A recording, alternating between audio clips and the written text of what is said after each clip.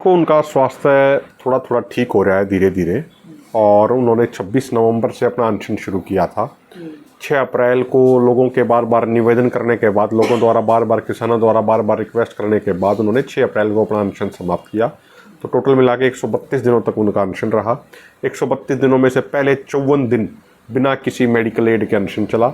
जब 55वें दिन सरकार बातचीत का न्योता लेके आ गई, सरकार के 3 सेक्रेटरी आए और दोनों मोर्चों के सामने लिखित में बातचीत का न्योता दिया, तो उसके बाद किसानों द्वारा आग्रह करने के बाद उन्होंने 55वें दिन अर्ली मॉर्निंग में मेडिकल एड शुरू करी थी। जो साधारण सी ड्रिप थी वो शुरू करी थी।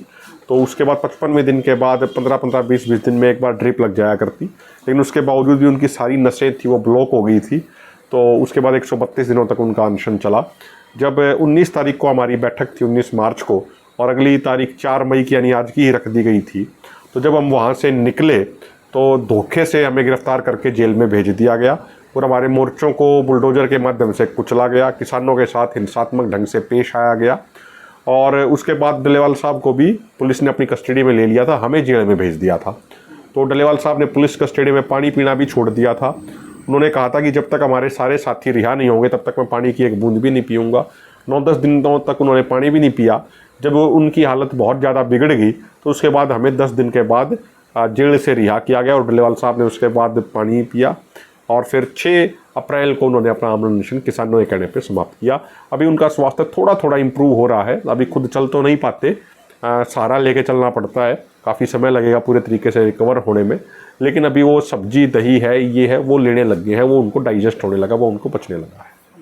देखो, अभी हमने 2-3 दिन पहले भी 2 तारीख को पूरे प्रदेश भर में ज्ञापन दिया था, मुख्यमंत्री जी से मांग करी थी और मीडिया के माध्यम से भी उस मुद्दे को उठाया था कि भाई सरकार एक तरफ करती है, एक तरफ कहती है 48 से 72 घंटे में पेमेंट कर देंगे हम, लेकिन तमाम जगहों पे हमने देखा कि भाई किसानों को 15-15, 20-20 दिन हो गए हैं अपना गेहूं मंडी में डाले हुए, लेकिन उनको पेमेंट अब तक नहीं आ रही है। ऐसे कई वाक़या हमारे सामने आए। तो 2 तारीख को हमने उस पर विरोध प्रदर्शन भी किया था और आवाज़ उठाई थी और आगे और कोई बड़ा प्रदर्शन करने की ज़रूरत पड़ेगी तो आगे भी वो प्रदर्शन करेंगे। लेकिन एक चीज़ क्लियर है कि सरकार कागजों में कुछ और है और प्रैक्टिकलिटी में कुछ और है। एक तरफ हमारे मुख्यमंत्री जी कहते हैं हम 24 फसलों पे MSP गारंटी दे रहे हैं, लेकिन ज़मीनी हकीकत है वो कुछ और है। और गेहूं में 48 से 72 घंटे में पेमेंट की बात करते हैं, लेकिन किसानों को 15-15, 20-20 दिन हो जाते हैं, अब तक उनको पेमेंट नहीं आई है।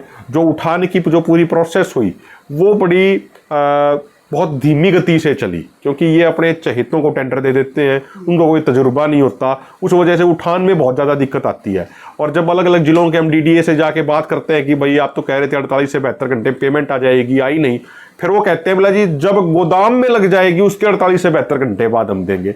बोला अभी लिफ्टिंग नहीं हुई है, अभी उठान नहीं हुआ है, तो अभी आपका वहाँ जा नहीं पाया गोदामों में, तो हम कहाँ से दे दें। तो कहने के कुछ और हैं, मतलब वो कहते हैं ना हाथी के दांत, खाने के कुछ और, दिखाने के कुछ और। तो वो सरकार का एक ये तरीका है। लेकिन एक बात मैं ज़रूर कहूँगा और एक मांग भी करूँगा कि जिस तरीके से अभी कुछ दिन पहले सरकार ने नकली बीज और नकली इंसेक्टिसाइड के विषय पे एक सख्त कानून लेके आए, अच्छा कानून लेके आए, वो बिल्कुल स्वागत योग्य कदम है। और उसमें हम निवेदन भी करते हैं माननीय मुख्यमंत्री नायब सिंह सैनी जी से कि नायब सिंह सैनी जी आप इसमें नकली बीज, नकली इंसेक्टिसाइड, नकली पेस्टिसाइड वालों को भी जोड़िए इस पूरे नए एक्ट में, और नकली खाद वालों को भी जोड़िए। तो कोई भी व्यक्ति अगर नकली खाद, नकली पेस्टिसाइड, नकली इंसेक्टिसाइड, नकली बीज अगर किसानों को देता है तो उसके ऊपर सख्त से सख्त कार्रवाई होनी चाहिए। ये एक स्वागत योग्य कदम है, इसकी हम तारीफ करते हैं। 2 दिन लोकतंत्र में हिंसा का कोई स्थान नहीं है। इस तरीके से किसी के साथ भी कोई हिंसा या कोई बदसलूकी, कोई मारपीट या कोई धक्का मुक्की नहीं होनी चाहिए। ऐसी कोई भी घटना हमारे लोकतंत्र में स्वीकार्य नहीं है और ऐसी घटना की हम सख्त से सख्त शब्दों में आलोचना करते हैं। तो हमारी टोटल मिला के 7 मीटिंग हुई। 4 मीटिंग पिछले साल हुई थी, 8 फरवरी को, 12 फरवरी को, 15 फरवरी को, 18 फरवरी को। उसके बाद सरकार ने बातचीत बंद कर दी थी। फिर उसके बाद जब जगजीत सिंह डल्लेवाल जी ने ऐतिहासिक सत्याग्रह शुरू किया और उनकी तबीयत बहुत ज़्यादा बिगड़ गई, तो उसके बाद 18 जनवरी को सरकार बातचीत के लिए आई। फिर हमारी 14 फरवरी को, 22 फरवरी को, 19 मार्च को मीटिंग हुई। 19 मार्च को बड़े सौहार्दपूर्ण माहौल में और एक विश्वास के माहौल में मीटिंग हो रही थी। 22 फरवरी को जो बैठक हुई थी, उस बैठक में सरकार ने हमसे कुछ डाटा मांगा था कि भाई MSP के ऊपर जो आप बात कह रहे हैं, ये डाटा हमें ऑथेंटिकेटेड सोर्सेज के साथ दीजिए। तो हमने 10 मार्च को ऑथेंटिकेटेड सोर्सेज के साथ वो डाटा सरकार को मुहैया करा दिया। जो सरकारी पोर्टल्स थे वहाँ से सारी जानकारी मुहैया करा दी, किस किस तरीके से एमएसपी गारंटी कानून बनाना संभव है और कोई भी ज़्यादा वित्तीय प्रेशर हमारे देश की इकोनॉमी के ऊपर नहीं आएगा, उल्टा ग्रामीण अर्थव्यवस्था को बहुत ही ज़्यादा फायदा होगा। तो सारे पॉइंट हमने, सारा डाटा वो हमने उनको लिखित में दे दिया था।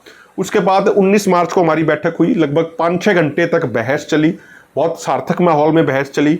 कृषि मंत्री जी ने कहा कि भाई जो आपने भेजा था हमने उसको 3-4 बार स्टडी किया, उनके मन में 4-5 कुछ सवाल थे, वो उन्होंने सवाल रखे। हमें तो लगा कि ये सवालों में कोई ज़्यादा दिक्कत नहीं आएगी, लेकिन कृषि मंत्री जी ने फिर भी कहा कि भाई फिर भी आप सोचिए, 4-5 इश्यूज आ सकते हैं। हमारी नज़रों में वो कोई इशू नहीं थे, लेकिन कृषि मंत्री जी ने फिर भी निवेदन किया कि आप इसके बारे में सोचिए एक बार और 4 मई को अगली बैठक करेंगे। लेकिन जैसे हम वहाँ से बाहर निकले तो धोखे से हजारों की संख्या में पुलिस ने चंडीगढ़ पंजाब बॉर्डर से ही हमें गिरफ्तार कर लिया।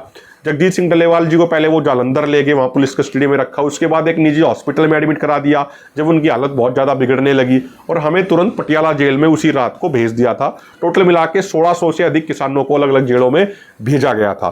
तो उसके बाद यहाँ के साथियों ने भी, पूरे हरियाणा के साथियों ने, खासकर हिसार के साथियों ने भी 30 मार्च को एक बड़ी महापंचायत का ऐलान कर दिया था मैयड़ में, टोल के पास, और अलग अलग जगहों पे प्रदर्शन हो रहे थे, पुतले जलाए जा रहे थे सरकारों के।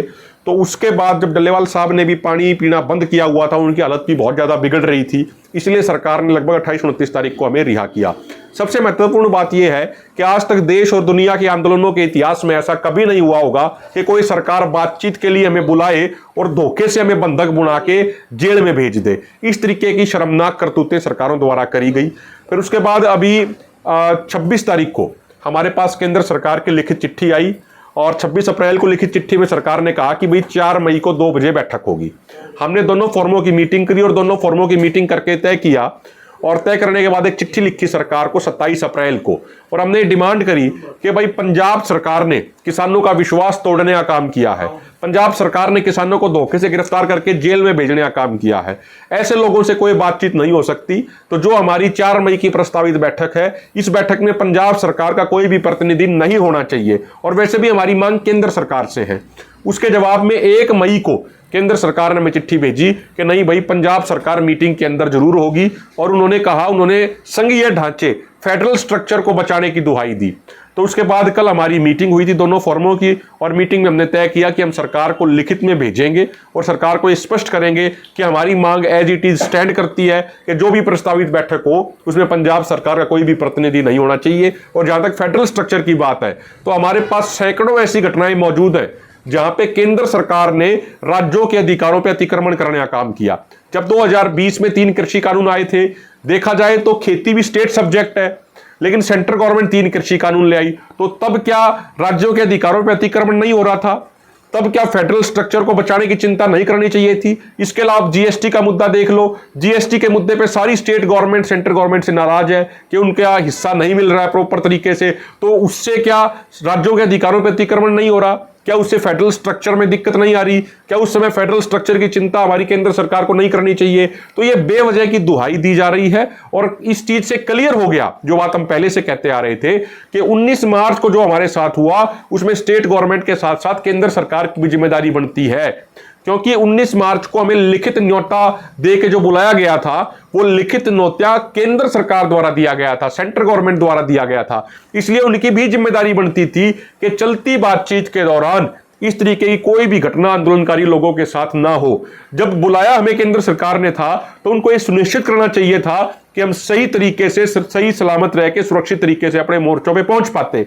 लेकिन केंद्र सरकार ने भी वो अपनी जिम्मेदारी नहीं निभाई, और अब जो ये लेटर 1 मई को आया जिसमें केंद्र सरकार पूरे तरीके से पंजाब गवर्नमेंट के साथ खड़ी दिख रही है, उसे क्लियर हो जाता है कि जो 19 मार्च को जो घटना हुई थी वो केंद्र और राज्य सरकार दोनों ने मिलजुल के करी थी। अब हमने ये तय किया कि हम दोबारा सरकार को चिट्ठी भेजेंगे 1-2 दिनों में, और ये मांग करेंगे कि भाई हमारा स्टैंड एज इट इज है, और जिस सरकार ने किसानों का विश्वास तोड़ने का काम किया है, जिस सरकार ने किसानों के साथ धोखा देने का काम किया है, उनको धोखा देके जेलों में भेजने का काम किया है, मोर्चों के ऊपर बुलडोजर चलाने का काम किया है, उन लोगों से देश का किसान समाज बिल्कुल भी बातचीत नहीं करना चाहता। इसलिए केंद्र सरकार के मंत्रियों और किसान प्रतिनिधियों के बीच में सीधी सीधी बात होनी चाहिए, कोई भी स्टेट गवर्नमेंट की इन्वॉल्वमेंट नहीं होनी चाहिए। पूरे देश के किसानों को पानी चाहिए, और राज्य सरकारों की, केंद्र सरकार की जिम्मेदारी बनती है कि देश के हर किसान को सिंचाई के लिए नहरी पानी सुनिश्चित कराया जाए। लेकिन सवाल यह है कि क्या तमाम सरकारें उस मुद्दे पे सीरियस हैं? मैं आपको एक छोटा सा उदाहरण देता हूं, और उससे पहले एक बात जरूर बता दूं कि जो ये खाद्यान्न का मामला है, जो ये नहरी पानी सिंचाई के लिए देने का मामला है, ये फूड सिक्योरिटी के साथ साथ ये नेशनल सिक्योरिटी से भी जुड़ा हुआ मामला है। क्योंकि अगर किसान को सिंचाई के लिए पानी नहीं मिलेगा तो वो खेती नहीं कर पाएगा, खेती नहीं कर पाएगा तो अनाज के भंडार हैं वो खाली रह जाएंगे, और अनाज के भंडार खाली हो गए, अगर देश सेल्फ डिपेंडेंट नहीं रहा अनाज के मामले में, तो दूसरे देशों पर निर्भर रहना पड़ेगा। तो उस तरीके से फूड सिक्योरिटी के साथ साथ नेशनल सिक्योरिटी भी खतरे में आ जाएगी। अब सरकारें इस मुद्दे पर कैसे सीरियस नहीं है, मैं उसका आपको एक उदाहरण देता हूं, छोटे छोटे 2 उदाहरण देता हूं। अब एक चर्चा चल रही है कि सिंधु जल समझौता सरकार ने रद्द कर दिया। सरकार कह रही है कि दोबारा उस पर चर्चा करेंगे, बातचीत करेंगे। ठीक है, हम उससे सहमत हैं, क्योंकि जिस समय सिंधु जल समझौता हुआ था उस समय प्राकृतिक संसाधनों से बहुत ज्यादा पानी आता था, बड़ी मात्रा में पानी आता था। अब उस पानी की मात्रा बहुत घट चुकी है, तो निश्चित तौर पे उसका अगर रीएनालिसिस हो रहा है, दोबारा उसका विश्लेषण हो रहा है, तो वो ठीक है वो बात।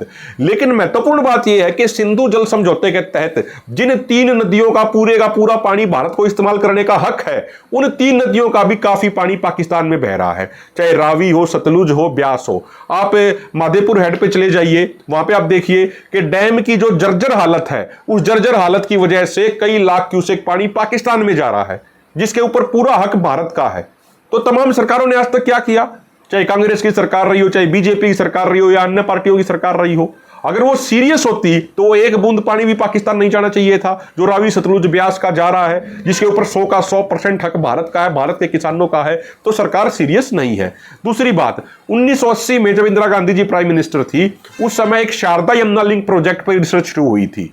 एक नदी पड़ती है जो भारत और नेपाल का बॉर्डर है, जो उत्तराखंड के अंदर, वहां पे एक नदी बहती है जिसको भारत में शारदा बोलते हैं और नेपाल में काली नदी बोलते हैं। वहां से शारदा यमुना लिंक प्रोजेक्ट के ऊपर रिसर्च शुरू हुआ था कि उत्तराखंड से होते हुए, उत्तर प्रदेश से होते हुए, फिर हरियाणा, फिर राजस्थान, फिर मध्य प्रदेश और गुजरात के साबरमती में जाके वो नदी मिलेगी, वो बड़ी नहर मिलेगी। 6 राज्यों के किसानों को पानी मिलेगा, 9.5 मिलियन एकड़ फीट पानी मिलेगा। लेकिन 1980 से लेकर 2025 में आज हम 45 साल हो गए, किसी भी सरकार ने उस पर सीरियसली काम नहीं किया। 9.5 मिलियन एकड़ फीट पानी मिलता उस प्रोजेक्ट से। सरकारें बिल्कुल सीरियस नहीं है। और आप देखिए, कुछ साल पहले सरकार ने केन बेतवा प्रोजेक्ट शुरू किया, वो लगभग पूरा होने के नजदीक पहुंच चुका है, जिससे बुंदेलखंड के किसानों को पानी मिलेगा। वो अच्छा प्रोजेक्ट है, उसके लिए 45,000 करोड़ रुपया अलॉट किया गया। 5,000 करोड़ रुपया राज्य सरकार ने दिया, यूपी सरकार ने, और 40,000 करोड़ रुपया सेंट्रल गवर्नमेंट ने दिया। जब एक इलाके के लोगों को नहरी पानी देने के लिए 45,000 करोड़ रुपया खर्च किया जा सकता है, तो जिस प्रोजेक्ट से 6 राज्यों में किसानों को पानी मिलना है, उससे 65 से 17,000 करोड़ रुपया खर्च करने में क्या दिक्कत है?